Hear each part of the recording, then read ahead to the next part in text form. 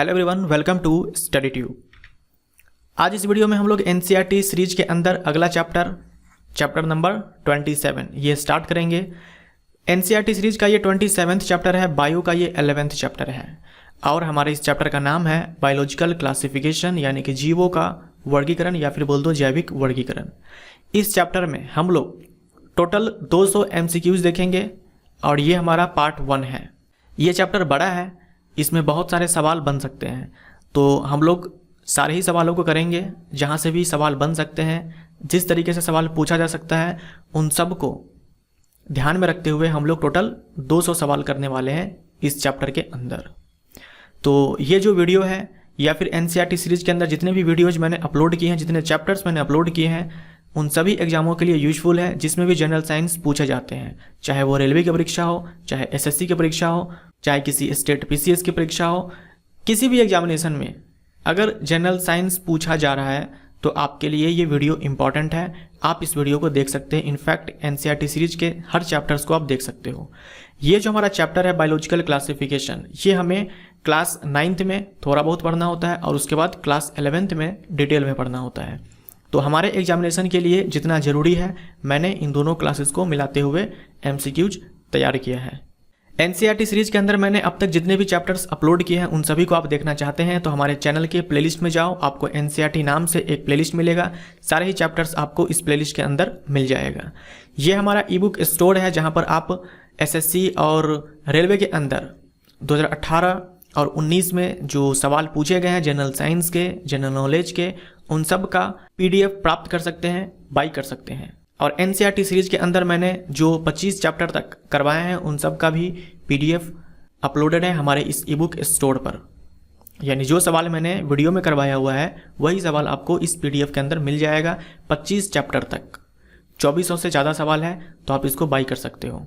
ये है URL, या फिर आप इस वीडियो के डिस्क्रिप्शन बॉक्स में जाओ, वहाँ पर आपको लिंक मिलेगा। स्टोर पर जाओ, जो भी आपके लिए ज़रूरी है आप वो ईबुक को बाई कर सकते हो। हमारा यूनिट चल रहा है diversity in the living world, जिसमें हम लोगों ने कवर कर लिया है द लिविंग वर्ल्ड, यानी कि सजीव जगत। और हमारा ये दूसरा चैप्टर चल रहा है बायोलॉजिकल क्लासिफिकेशन। बायोलॉजिकल क्लासिफिकेशन ये मैं आपको 5 पार्ट्स में करवाऊंगा। ये हमारा पार्ट 1 है। पार्ट 1 में हम लोग देखेंगे वैज्ञानिक और उनके द्वारा दिए गए वर्गीकरण के बारे में। उसके बाद पार्ट 2 में हम लोग किंगडम मोनेरा के ऊपर सवाल देखेंगे, जिसमें हम लोग आर्कियोबैक्टीरिया, साइनोबैक्टीरिया, माइकोप्लाज्मा, इन सब के ऊपर MCQs देखेंगे। पार्ट 3 में हम लोग किंगडम मोनेरा में आगे आएंगे और पार्ट 3 में हम लोग किंगडम मोनेरा के अंदर ही पूरे बैक्टीरिया के बारे में पढ़ेंगे, बैक्टीरिया को कंप्लीट करेंगे। पार्ट 4 में हम लोग किंगडम प्रोटिस्टा के बारे में पढ़ेंगे और पार्ट 5 में हम लोग कवर करेंगे MCQs को फंजाई के ऊपर, किंगडम फंजाई के ऊपर, और साथ में कुछ मिसलेनियस MCQs। तो इस तरीके से मैं इस चैप्टर में चलने वाला हूँ। चैप्टर बड़ा है, इसीलिए 200 सवाल हम लोग इसमें कवर करेंगे।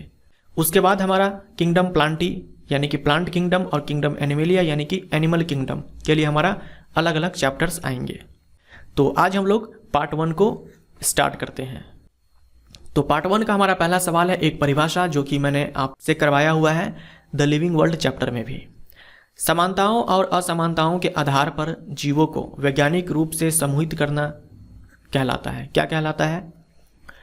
Scientific grouping of organisms on the basis of similarities and dissimilarities is called वर्गीकरण, यानी कि क्लासिफिकेशन। समानताओं और असमानताएं जो भी दिख रही है, उनके आधार पर अलग ग्रुप बना देना है साइंटिफिक तरीके से, इसी को ही तो बोलते हैं वर्गीकरण। तो ये सिंपल सा एक डेफिनेशन है। अब दूसरा सवाल है वर्गीकरण की क्या आवश्यकता है, क्या पर्पज है। तो जीवों को आसानी से पहचानने के लिए, नए जीवों को पहचानने में इससे मदद मिलती है अगर वर्गीकृत ऑलरेडी किया हुआ होता है तो। साथ में जो जीव हैं उनके बीच क्या संबंध है, तो ये सारी चीज़ें हैं जिनके लिए वर्गीकरण की आवश्यकता पड़ती है। अब है वर्गीकरण की कृत्रिम प्रणाली किसने दिया। जो आर्टिफिशियल सिस्टम ऑफ क्लासिफिकेशन है, ये किसने दिया? ये दिया लिनियस ने। ठीक है, कार्लोस लिनियस, जिसे आप सिंपली लिनियस भी बोल सकते हो, कोई दिक्कत नहीं है। तो सी हमारा राइट आंसर। देखो, जैविक वर्गीकरण के प्रकार, पहला है आर्टिफिशियल सिस्टम ऑफ क्लासिफिकेशन, उसके बाद नेचुरल सिस्टम ऑफ क्लासिफिकेशन, उसके बाद phylogenetic system of classification. Artificial system of classification, इसमें क्या हुआ, जो जीव थे उनके कुछ ही लक्षणों को देख करके, यानी 1 2 3 कैरेक्टर्स को देख करके ही उनको वर्गीकृत कर दिया, क्लासिफाई कर दिया। जैसे कि कौन जीव खुद से चल पाता है, कौन जीव खुद से नहीं चल पाता है, बस इतनी सी बात को देख करके वर्गीकृत कर दिया। या फिर कौन से पौधे फूल देते हैं, कौन से नहीं देते हैं, बस हो गया, इनके आधार पर वर्गीकृत कर दिया। कौन से जानवर का खून लाल है, किसका लाल नहीं है, 2 भाग में जानवरों को बांट दिया। तो ये है artificial system of classification. Artificial system of classification में जो वर्गीकरण किया गया उसमें कुछ ही अभिलक्षणों को ध्यान में रखा गया, ज़्यादा अभिलक्षणों को ध्यान में नहीं रखा गया। तो ये जो आर्टिफिशियल सिस्टम ऑफ क्लासिफिकेशन है ये दिया लिनियस ने। नेचुरल सिस्टम ऑफ क्लासिफिकेशन ये दिया बेंथम एंड हुकर ने। आपके लिए वैज्ञानिकों का नाम इंपॉर्टेंट है, इसके अंदर किस तरीके से वर्गीकृत किया गया ये इंपॉर्टेंट नहीं है। आर्टिफिशियल सिस्टम के लिए लिनियस और नेचुरल सिस्टम के लिए Bentham and Hooker. Natural system classification में बहुत सारे अभिलक्षणों के आधार पर क्लासिफिकेशन किया गया। यहाँ तो कुछ ही कैरेक्टर्स को ध्यान में रखा जाता था, लेकिन यहाँ पर बहुत सारे कैरेक्टर्स को ध्यान में रखा जाता था, आंतरिक रूप से भी और बाह्य रूप से भी जो अंतर देखने को मिलती है उनके आधार पर वर्गीकरण किया गया नेचुरल सिस्टम ऑफ क्लासिफिकेशन में। यानी आर्टिफिशियल सिस्टम से ये बहुत ही बेहतर था, बहुत ही अच्छा था। लेकिन नेचुरल सिस्टम के अंदर, नेचुरल सिस्टम ऑफ क्लासिफिकेशन के अंदर इस बात का ध्यान नहीं रखा गया कि इवोल्यूशन के नज़रिए से जीवों में क्या संबंध है, यानी कि इवोल्यूशनरी रिलेशनशिप क्या है ऑर्गेनिजम्स के बीच, इस बात का ध्यान नहीं रखा गया। ये ध्यान रखा गया किसमें, फाइलोजेनेटिक सिस्टम ऑफ क्लासिफिकेशन में। नेचुरल सिस्टम ऑफ क्लासिफिकेशन में जो सारी बातें थी ये इसमें इंक्लूड है। और एक चीज़ इसमें और एक्स्ट्रा है, वो ये कि जीवों के बीच विकासीय संबंध क्या है, इवोल्यूशन के नज़रिए से क्या संबंध है एक दूसरे से, इन बातों को ध्यान में रखा गया फाइलोजेनेटिक सिस्टम ऑफ क्लासिफिकेशन में। आपके लिए इंपॉर्टेंट क्या है, वैज्ञानिकों के नाम, एंगलर एंड प्रांटल, ये 2 वैज्ञानिक हैं जिन्होंने फाइलोजेनेटिक सिस्टम ऑफ क्लासिफिकेशन दिया। तो ये वैज्ञानिक के नाम और ये सारे टाइप्स ऑफ क्लासिफिकेशन आप ध्यान में रखो। नेचुरल सिस्टम ऑफ क्लासिफिकेशन ये किसने दिया, नेचुरल सिस्टम ऑफ क्लासिफिकेशन ये दिया बेंथम एंड हुकर, यानी कि डी हमारा right answer. Phylogenetic system of classification किसने दिया, ये दिया एंगलर एंड प्रांटल, यानी कि सी हमारा राइट आंसर, उपर्युक्त दोनों। अब है अरस्तु को डैश के रूप में नहीं जाना जाता है। अरस्तु हम जानते हैं father of biology and father of zoology, तो ए सही है, बी सही है। फादर ऑफ बोटनी के रूप में नहीं जाना जाता है। फादर ऑफ बोटनी ये अरस्तु के ही विद्यार्थी थे, स्टूडेंट थे, थियोफ्रास्टस, इनको कहा जाता है फादर ऑफ बोटनी। अगला है क्वेश्चन नंबर 7। एनसीईआरटी कहता है कि एरिस्टोटल, अरस्तु ये पहले ऐसे वैज्ञानिक थे जिन्होंने वैज्ञानिक आधार पर जीवों का वर्गीकरण किया। तो इन्होंने प्लांट्स को ग्रुपिंग किया, पौधों को वर्गीकृत किया। तो आपको बताना है कि जो वर्गीकृत किया इनमें से कौन सा एक नहीं है। प्लांट्स को इन्होंने वर्गीकृत किया वृक्ष में, झाड़ी में और शाक में। शाक जो सबसे छोटे पौधे होते हैं, झाड़ी उससे बड़े होते हैं और सबसे बड़े वृक्ष होते हैं। इसके अलावा भी और भी अंतर होते हैं इनमें, लेकिन यहाँ पर आपको बस यही ध्यान में रखना है कि अरस्तु ने जो वर्गीकृत किया पौधों को वृक्ष, झाड़ी और शाक में, ब्रायोफाइट में नहीं। तो डी हमारा राइट आंसर। ऐसे ही अरस्तु ने जानवरों को क्लासीफाई किया कि कौन से रेड ब्लडेड एनिमल्स हैं और कौन से रेड ब्लडेड एनिमल्स नहीं हैं। तो कौन से जानवर है जिसके अंदर लाल खून है और कौन बिना लाल खून वाला जानवर है। तो ए और सी, हमारा आंसर यहाँ पर सी हो जाएगा। तो ये क्लासिफिकेशन था एरिस्टोटल के द्वारा जानवरों के लिए। सबसे पहले जीवों का वैज्ञानिक आधार पर वर्गीकरण किसने किया, यही मैंने आपसे थोड़ी देर पहले कहा कि जो अरस्तु थे ये पहले ऐसे वैज्ञानिक थे जिन्होंने वैज्ञानिक आधार पर जीवों का वर्गीकरण किया। तो ए हमारा राइट आंसर। जीवों का 2 जगत वर्गीकरण किसने दिया, 2 किंगडम क्लासिफिकेशन आपने सुना होगा, ये दिया कार्लोस लिनियस ने। तो ए हमारा राइट आंसर। वैज्ञानिकों का नाम महत्वपूर्ण है, इस चैप्टर में बहुत सारे वैज्ञानिक के नाम आपके सामने आएंगे और सब आपके लिए इंपॉर्टेंट है। 2 किंगडम क्लासिफिकेशन ये दिया कार्लोस लिनियस ने। तो कार्लोस लिनियस ने इन्होंने क्या करा, 2 किंगडम क्लासिफिकेशन में 2 जगत वर्गीकरण में एक जंतु जगत और एक पादप जगत, ये 2 जगत इन्होंने दिया। एनिमल किंगडम इसी को बोलते हैं किंगडम एनिमेलिया, प्लांट किंगडम इसी को बोलते हैं किंगडम प्लांटी। तो आप जो चाहे वो बोल सकते हो। तो इन्होंने जंतु जगत और पादप जगत दिया, लेकिन बहुत सारी कमियां हैं इसमें।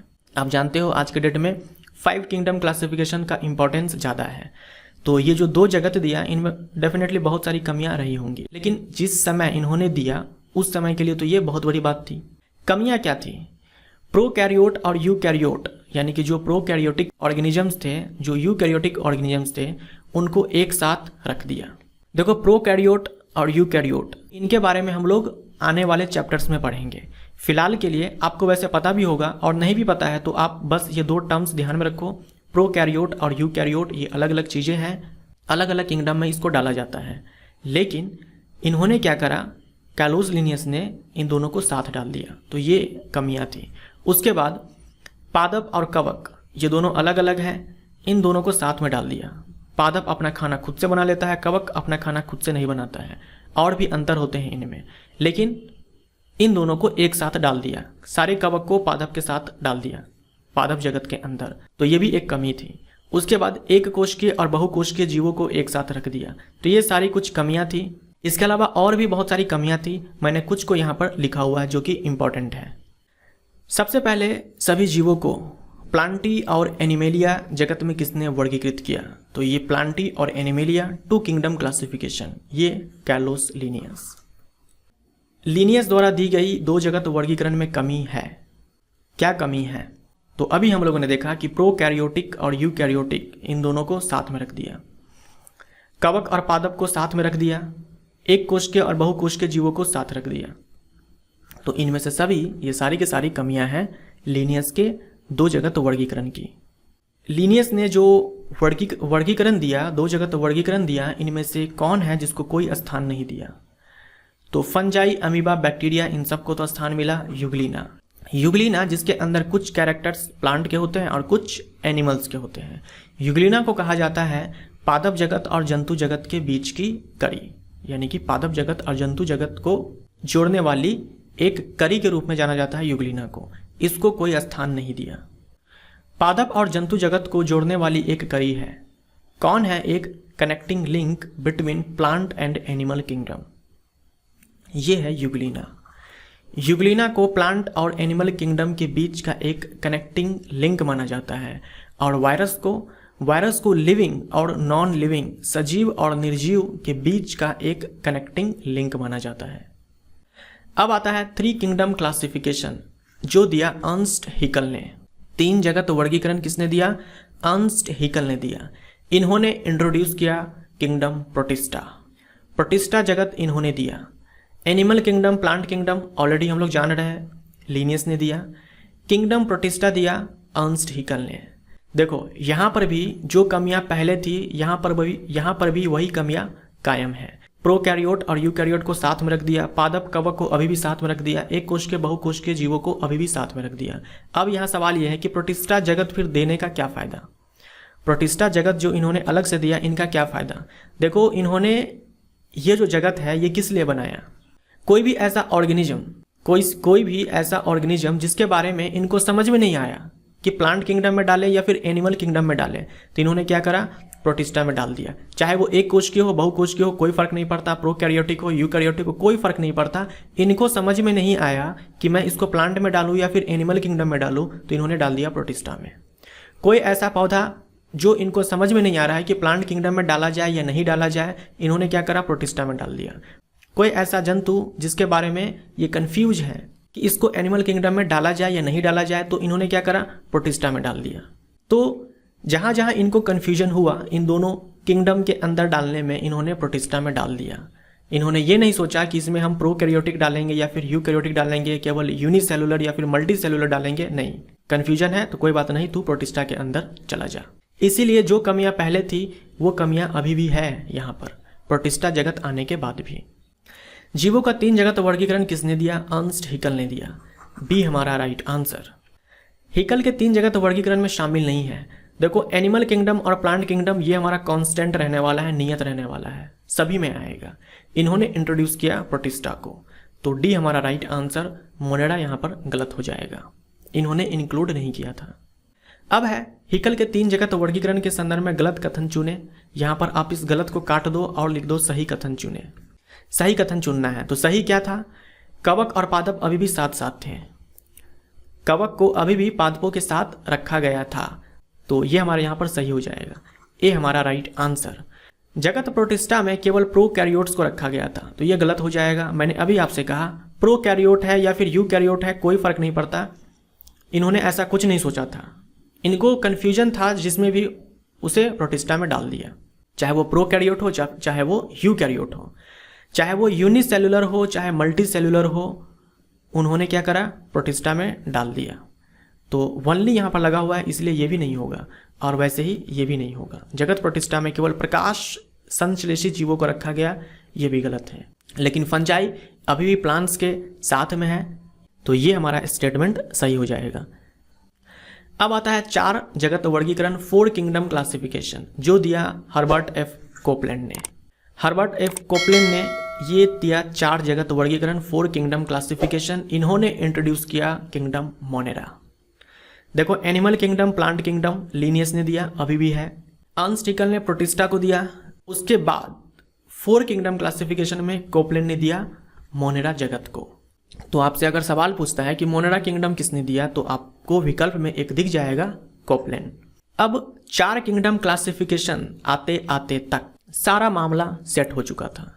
जो भी यहाँ पर किंगडम्स दिए गए हैं उन सब में ऑर्गेनिजम्स को एक परफेक्ट तरीके से प्लेस कर दिया गया था, सभी को अच्छे तरीके से डाल दिया गया था, कोई भी प्रॉब्लम नहीं था, कोई भी दिक्कत नहीं।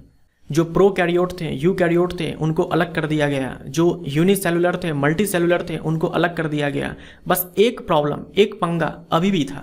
अभी भी एक प्रॉब्लम ये था कि फंजाई को अभी भी प्लांट किंगडम के साथ डाला हुआ था, अभी भी कवक पादपों के साथ था, अभी भी फंजाई इसी के अंदर है।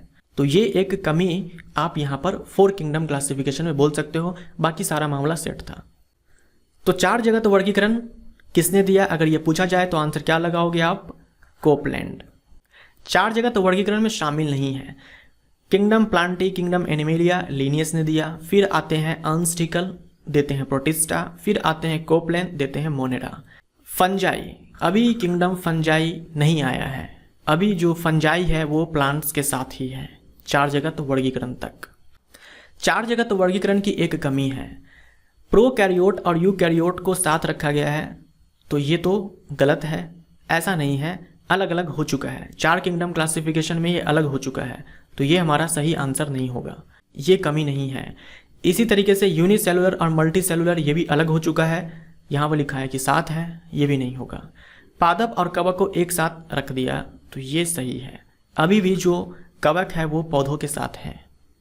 अब है 5 जगत वर्गीकरण, ये किसने दिया? ये कम से कम आपको तो ध्यान में होगा ही, आर.एच. विटेकर। तो डी हमारा राइट आंसर। 5 किंगडम क्लासिफिकेशन आपके लिए जो सबसे इंपॉर्टेंट है वो यही है, 5 जगत वर्गीकरण। इस 5 जगत वर्गीकरण में क्या आप मुझे बताएंगे सबसे अंत में कौन आया, कौन सा जगत आया? ये आया किंगडम फंजाई। जो कवक जगत है ये सबसे आखिरी में आया। जंतु जगत, पादप जगत लिनियस ने दिया था, उसके बाद आया प्रोटिस्टा, अर्नस्टिकल ने दिया, उसके बाद मोनेरा, कोपलैंड ने दिया, और लास्ट में इंट्रोड्यूस किया किंगडम फंजाई को। ये किसने? आर.एच. विटेकर ने 1969 में। तो 5 जगत वर्गीकरण कभी पूछे तो आप आंसर क्या टिक करोगे? आर.एच. विटेकर। इन्होंने वायरस के बारे में कुछ नहीं कहा, वायरस के बारे में इनको समझ में नहीं आया, इन्होंने वायरस के बारे में कुछ नहीं कहा। इनमें से किसी में भी वायरस आपको नहीं दिखेगा, तो ये आपको अच्छे से ध्यान में रखना है। Kingdom Monera, kingdom protista, kingdom fungi, animal kingdom या फिर किंगडम एनिमेलिया बोल दो, प्लांट किंगडम या फिर किंगडम प्लांटी बोल दो। 5 जगत वर्गीकरण में शामिल है, किंगडम मोनेरा है, किंगडम प्रोटिस्टा है, किंगडम फंजाई है। तो डी हमारा right answer, all of these. RH. Whittaker के 5 जगत वर्गीकरण निम्न में से किस लक्षण पर आधारित नहीं है? आर.एच. विटेकर ने 5 किंगडम क्लासिफिकेशन देने के लिए इन्होंने कुछ कैरेक्टरिस्टिक्स को स्टडी किया, कुछ लक्षणों को उन्होंने अध्ययन किया और उनके आधार पर उन्होंने 5 किंगडम क्लासिफिकेशन दिया, 5 जगत वर्गीकरण दिया, जिनमें एक था कोशिका के प्रकार, कोशिका की भित्ति किस प्रकार की है, केंद्रक झिल्ली, ये सारे हैं। राइबोसोम के प्रकार के आधार पर इन्होंने ये कोई क्लासिफिकेशन नहीं किया है। बाकी जो ये 5 किंगडम क्लासिफिकेशन है उनमें इन सारे लक्षणों को इन्होंने ध्यान में रखा है। यहाँ पर हम लोग और देखते हैं जो कैरेक्टरिस्टिक्स है 5 किंगडम क्लासिफिकेशन में वो कौन कौन से हैं। कहने का मतलब आर्यभट्टकर साहब ने जो 5 किंगडम क्लासिफिकेशन दिया उनमें उन्होंने कौन कौन से लक्षणों को ध्यान में रखा, कौन कौन से कैरेक्टरिस्टिक्स के बारे में उन्होंने स्टडी किया, तब जाकर के 5 किंगडम क्लासिफिकेशन दिया। इसमें एक है कोशिका के प्रकार, सेल टाइप, यानी कि वो प्रोकैरियोटिक है या फिर यूकैरियोटिक है, कौन से सेल है। हम लोग प्रोकैरियोटिक यूकैरियोटिक के बारे में सेल चैप्टर में पढ़ेंगे। उसके बाद सेल वॉल यानी कि कोशिका भित्ति, कोशिका भित्ति है या नहीं है भी तो कौन से पदार्थ के बने हुए हैं। उसके बाद न्यूक्लियर मेम्ब्रेन यानी कि केंद्रक झिल्ली है या नहीं है। उसके बाद बॉडी ऑर्गेनाइजेशन यानी कि एक कोशिकीय है या फिर बहुकोशिकीय है, यूनिसेलुलर है या फिर मल्टीसेलुलर है। उसके बाद मोड ऑफ न्यूट्रिशन, किस प्रकार का मोड ऑफ न्यूट्रिशन है, किस प्रकार के पोषण होते हैं, स्वपोषी है, परपोषी है, स्वपोषी में भी कौन से हैं, रसायन से बनाते हैं खाना या फिर प्रकाश से बनाते हैं, तो किस प्रकार का पोषण है। उसके बाद रिप्रोडक्शन, किस प्रकार का प्रजनन है। तो इन सारे कैरेक्टरिस्टिक्स को ध्यान में रखते हुए उन्होंने 5 किंगडम क्लासिफिकेशन दिया था। अब आता है 6 किंगडम क्लासिफिकेशन, 6 जगत वर्गीकरण। ये किसने दिया? ये दिया कार्ल वूज ने। कार्ल वूज ने दिया 6 किंगडम क्लासिफिकेशन। लेकिन आपके लिए जो इंपॉर्टेंट है वो है 5 किंगडम क्लासिफिकेशन, लेकिन नाम तो आपको ध्यान में जरूर रखना है कि 6 किंगडम क्लासिफिकेशन दिया कार्ल वूज ने। थोड़ा सा हम लोग समझते हैं 6 किंगडम क्लासिफिकेशन के बारे में। ये है कार्ल वूज, इन्होंने दिया 6 किंगडम क्लासिफिकेशन। आपको याद है पिछले चैप्टर द लिविंग वर्ल्ड में हम लोगों ने देखा था कि जो टैक्सोनॉमिक हायरार्की है उसमें जो लोएस्ट टैक्सोन है, लोएस्ट कैटेगरी है, वो है स्पीशीज। बहुत सारे स्पीशीज, संबंधित स्पीशीज मिल करके बनाते हैं जीनस, रिलेटेड जेनरा मिल करके बनाते हैं फैमिली, फिर रिलेटेड फैमिलीज मिल करके बनाते हैं ऑर्डर, फिर रिलेटेड ऑर्डर्स मिल करके बनाते हैं क्लास, फिर रिलेटेड क्लासेज मिल करके बनाते हैं फाइलम अगर एनिमल है तो, और डिवीजन अगर प्लांट है तो, फिर रिलेटेड डिविजन्स या फिर बोल दो रिलेटेड फाइला मिल करके बनाते हैं किंगडम। अब यहां देखो इन्होंने क्या कहा कि किंगडम से भी ऊपर डोमेन होता है, यानी कि रिलेटेड किंगडम्स मिल करके क्या बनाएंगे? डोमेन। संबंधित जगत मिल करके क्या बनाएंगे? डोमेन। तो इनका जो 6 किंगडम क्लासिफिकेशन था उनमें देख लो कौन कौन से किंगडम थे। एक आर्केबैक्टीरिया, यू बैक्टीरिया, उसके बाद प्रोटिस्टा, फंजाई, एनिमेलिया, प्लांटी। यानी जो 5 जगत वर्गीकरण था, 5 किंगडम क्लासिफिकेशन था, उसमें भी प्रोटिस्टा, फंजाई, एनिमेलिया, प्लांटी था। बस मोनेडा के अंदर इन्होंने 2 किंगडम्स बना दिए। मोनेडा के अंदर इन्होंने 2 किंगडम्स बना दिए, एक आर्केबैक्टीरिया और एक यू बैक्टीरिया। अब बहुत सारे किंगडम्स मिल करके डोमेन बनाएंगे इनके अनुसार। तो protista kingdom, fungi kingdom, animalia kingdom, Plantae kingdom, ये सारे किंगडम्स मिल करके एक डोमेन बनाया यूकैरिया। उसके बाद बैक्टीरिया डोमेन के अंदर केवल एक ही है किंगडम, वो है यू बैक्टीरिया। जैसे कि हम लोगों ने पढ़ा था कि जो होमो वंश है हम लोगों का, उसके अंदर एक ही जाति है सेपियंस। हो सकता है एक जाति हो, एक से ज़्यादा हो, लेकिन जो मोनोटाइपिक जीनस होता है उसके अंदर एक ही जाति होता है। वैसे यहाँ पर है कि जो बैक्टीरिया डोमेन है उसके अंदर मात्र एक किंगडम है यू बैक्टीरिया, और जो आर्किया डोमेन है इसके अंदर एक मात्र किंगडम है आर्के बैक्टीरिया। लेकिन जो यूकैरिया डोमेन है इसके अंदर kingdom protista, fungi, animalia, Plantae, ये सारे हैं। तो ये था 6 किंगडम क्लासिफिकेशन। इन्होंने किंगडम से भी ऊपर एक डोमेन बना दिया। लेकिन हम लोग अपने इस चैप्टर को आगे बढ़ाएंगे 5 किंगडम क्लासिफिकेशन के अकॉर्डिंग। हम लोग ये जो आर्के बैक्टीरिया और यू बैक्टीरिया है ये टॉपिक्स के रूप में पढ़ेंगे किंगडम मोनेडा के अंदर। किंगडम मोनेडा के अंदर हम लोग पढ़ेंगे पहले आर्के बैक्टीरिया फिर यू बैक्टीरिया, लेकिन वहाँ हम पढ़ेंगे 5 किंगडम क्लासिफिकेशन के अकॉर्डिंग मोनेडा के अंदर। लेकिन इन्होंने आर्के बैक्टीरिया, यू बैक्टीरिया को अलग किंगडम बना दिया। 6 जगत वर्गीकरण में सम्मिलित है आर्के बैक्टीरिया, यू बैक्टीरिया, प्रोटिस्टा, ये सारे के सारे हैं। तो डी हमारा राइट आंसर। जीवों के 3 अनुक्षेत्र प्रणाली किसने दिया? जो 3 डोमेन सिस्टम है ये किसने दिया? तो कार्ल वूज ने। अब है जो 3 डोमेन सिस्टम है, इनमें से कौन एक नहीं है? उन डोमेन में कौन नहीं है एक? तो आर्किया के अंदर हम लोगों ने देखा आर्के बैक्टीरिया, आर्किया डोमेन के अंदर किंगडम आर्के बैक्टीरिया, बैक्टीरिया डोमेन के अंदर किंगडम यू बैक्टीरिया, और यूकैरिया डोमेन के अंदर हम लोगों ने 4 किंगडम्स देखे, protista, fungi, animalia and Plantae. तो इनमें से कोई नहीं, ये सारे के सारे हैं। सभी प्रोकैरियोटिक जीव को किस जगत में रखा गया है? इंपॉर्टेंट है, ध्यान में रखना। जैसे ही प्रोकैरियोटिक आए, जैसे ही शब्द प्रोकैरियोटिक आए, तुरंत आपके मन में आना चाहिए मोनेडा, केवल मोनेडा। प्रोकैरियोटिक जीव को रखा गया है किंगडम मोनेडा में, प्रोकैरियोटिक यानी कि मोनेडा। तो ए हमारा राइट आंसर। इसके अलावा जो भी 4 किंगडम्स हैं उन सब में है यूकैरियोटिक ऑर्गेनिज्म। तो हम लोगों को आगे बढ़ना है 5 किंगडम क्लासिफिकेशन के अकॉर्डिंग। अब देखो, किंगडम मोनेडा, मैंने अभी आपसे कहा जैसे ही प्रोकैरियोटिक आए मतलब किंगडम मोनेडा। इसके अलावा जो भी आए सब में यूकैरियोटिक। तो आप किंगडम मोनेडा के लिए ये ऐसे ध्यान में रखो, यूनिसेलुलर प्रोकैरियोटिक। किंगडम मोनेडा यानी कि यूनिसेलुलर प्रोकैरियोटिक, और किंगडम प्रोटिस्टा यानी कि यूनिसेलुलर यूकैरियोटिक। ये कम से कम आपको ध्यान में होने चाहिए। जैसे ही मोनेडा आए यूनिसेलुलर प्रोकैरियोटिक, जैसे ही प्रोटिस्टा आए यूनिसेलुलर यूकैरियोटिक। इसके अलावा कोई भी किंगडम आ जाए मल्टी सेलुलर यूकैरियोटिक। आप यहाँ ध्यान से देखो तो केवल किंगडम मोनेडा के अंदर प्रोकैरियोटिक है, बाकी सब में यूकैरियोटिक है। और केवल मोनेडा और प्रोटिस्टा के अंदर यूनिसेलुलर है, बाकी सब में मल्टी सेलुलर है। तो आप एक साथ ध्यान में रखो, किंगडम मोनेडा है यानी कि यूनिसेलुलर प्रोकैरियोटिक, किंगडम प्रोटिस्टा है यानी कि यूनिसेलुलर यूकैरियोटिक, बाकी कोई भी आए मल्टी सेलुलर यूकैरियोटिक। एक कोश के जीवों को किस जगत में रखा गया है? अब देखो, जैसे ही यूनिसेलुलर आए तुरंत आपके मन में आना चाहिए किंगडम मोनेडा एंड प्रोटिस्टा, क्योंकि यूनिसेलुलर के लिए 2 किंगडम्स हैं। एक कोश के जीवों के लिए 2 जगत है, एक है जगत मोनेडा और एक है जगत प्रोटिस्टा। तो यहाँ से फंजाई डिलीट हो जाएगा, ए और बी दोनों हो जाएगा हमारा आंसर, मोनेडा एंड प्रोटिस्टा। अब एक कोश के यूकैरियोट को किस जगत में रखा गया है? यूनिसेलुलर यूकैरियोट्स को कौन से किंगडम में रखा गया है? अब जैसे ही यूनिसेलुलर आया तो इसके लिए 2 किंगडम्स हैं, एक है किंगडम मोनेडा और एक है किंगडम प्रोटिस्टा। अब जैसे ही यूकैरियोट आया तो मोनेडा यहाँ से भाग जाएगा, कट जाएगा, क्योंकि मोनेडा के अंदर प्रोकैरियोट्स होते हैं। तो प्रोटिस्टा हमारा राइट आंसर। देखो, मोनेडा के अंदर प्रोकैरियोट्स होते हैं तो ये तो होगा नहीं। फंजाई के अंदर मल्टी सेलुलर होता है और प्लांट्स के अंदर भी मल्टी सेलुलर होता है, तो ये भी नहीं होगा। यूनिसेलुलर यूकैरियोट के लिए एक ही किंगडम है, प्रोटिस्टा। किस जगत में केंद्रक झिल्ली नहीं पाई जाती? कौन से किंगडम में न्यूक्लियर मेम्ब्रेन नहीं पाई जाती? यानी कौन से किंगडम के अंदर जो ऑर्गेनिजम्स होते हैं उनमें न्यूक्लियर मेम्ब्रेन नहीं पाई जाती? न्यूक्लियर मेम्ब्रेन नहीं पाई जाती मोनेडा के अंदर। तो सी हमारा राइट आंसर। किंगडम मोनेडा के अंदर न्यूक्लियर मेम्ब्रेन नहीं पाई जाती, बाकी सारे में पाई जाती है। डैश में कोशिका भित्ति नहीं पाई जाती।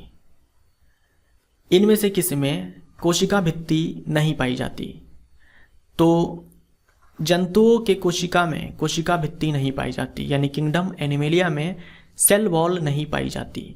अब एक चीज़ यहाँ पर आप ध्यान में रखना, इन सब के बीच इनमें जो भी आते हैं ना, इनमें कुछ एक्सेप्शंस भी हो सकते हैं, अपवाद भी हो सकते हैं। तो आप ये कसम मत खा लेना, कोई ऐसा गांठ मत बांध लेना कि नहीं होता है तो नहीं होता है, अगर होता है तो होता है, ऐसा नहीं करना है आपको। कुछ एक्सेप्शंस आपको ये सोच कर ही चलना है कि कुछ एक्सेप्शंस हो सकते हैं, लेकिन मेजॉरिटी ऑफ ऑर्गेनिजम्स जो कैरेक्टरिस्टिक्स दिखाते हैं हम उनके बारे में बात करते हैं। जैसे हमने कह दिया कि इस किंगडम में केवल और केवल यूनिसेलुलर है, तो वहां भी आप अपने मन में सोच लेना कि कुछ अपवाद हो सकते हैं, कुछ अपवाद की संभावनाएं इस चैप्टर में हमेशा बनी रहेंगी। तो ये हमारा पार्ट 1 यहाँ पर समाप्त होता है। यहाँ पर हम लोगों ने वैज्ञानिक और उनके द्वारा दिए गए वर्गीकरण के बारे में पढ़ा। ये वीडियो आपको कैसा लगा आप कमेंट करके जरूर बताएं। वीडियो अच्छा लगा तो वीडियो को लाइक कर देना। आप में से जो भी नए हैं जिन्होंने चैनल को सब्सक्राइब नहीं किया है, आप चैनल को सब्सक्राइब कर सकते हो, हमारे चैनल से जुड़ सकते हो। मिलते हैं हम आपसे अगले पार्ट में। Thank you so much.